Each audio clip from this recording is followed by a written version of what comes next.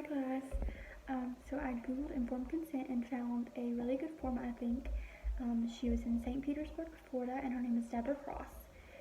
First of all, I enjoy how she laid out her services. So she told what kind of client she sees. So that's individual, group, couple, specialized therapy, and then she then goes on to tell how she counsels, what her method is, who she is, what kind of degree she has. So she kind of gives you some background information, so you're not just going to a random counseling place and hoping that your counselor is licensed. So she definitely provides that. I also like how she laid out confidentiality. So instead of having just like a big chunk paragraph all about it, and it's kind of harder to read, she did a bullet point list. Or I'm sorry, she did numbers. And she did 1 through 6, and she discussed I will keep everything confidential except for these things. And so then she mentioned the 6 things that, for example, she said information shared with consultants and supervisors, share with insurance, if anything, any kind of abuse is happening.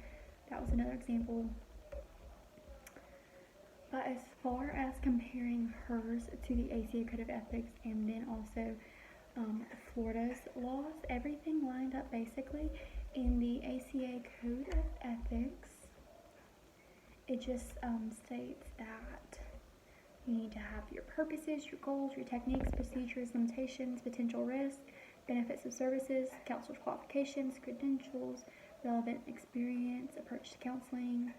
I see one thing that she didn't mention was the continuation of services upon the death of a counselor. She did not mention that. She did mention the role of technology, which I thought was another good point. She brought up social media and how that affects her counseling, how she will not accept friend requests, and she does not do counseling online. So that is something that her clients and her are strictly professional. There's no friendships and reaching out on social media, which I think is an important topic to hit on just because that's so relevant today.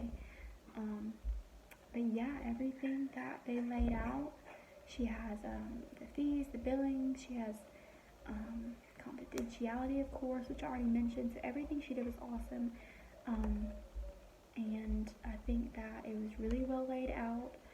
She covered the benefits and the risks. So what will happen, when you start counseling, that everything may not be comfortable. It could produce unhappiness, anger, guilt, frustration because you're working through stuff that is tough and that you have to see someone to kind of talk about and get out.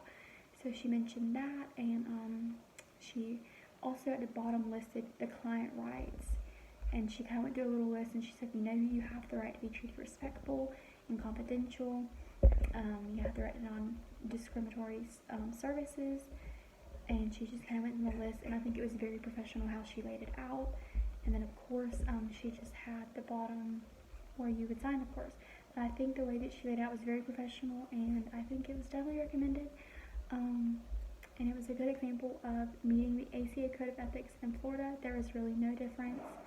And yeah, so I hope you guys have a great day.